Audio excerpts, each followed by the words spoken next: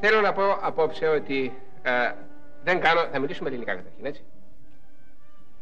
Θα προσπαθήσουμε. Και θα τα καταφέρουμε. Γιατί... Έχω τρακ, κατάλαβες. Κι εγώ. Έχω τρακ αγγλικά. Και ελληνικά τι θα κάνουμε.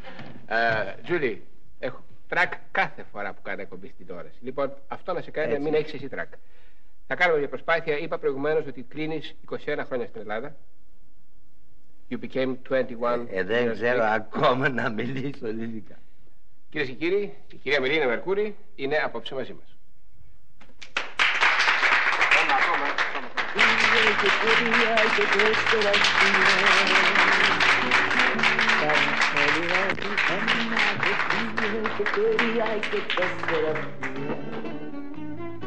Ωραία υπόκληση.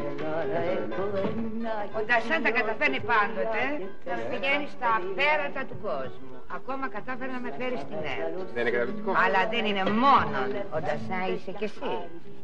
Δηλαδή οφείλω τα πάντα σε έναν Αμερικανό Έλληνα και σε ένα Γερμανό Έλληνα, αλλά μόνο με όνομα.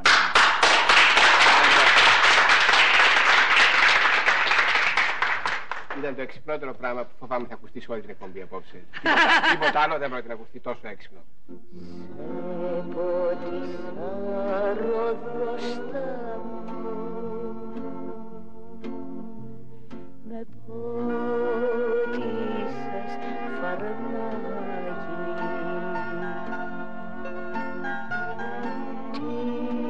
της Παόλας αητόμουλο.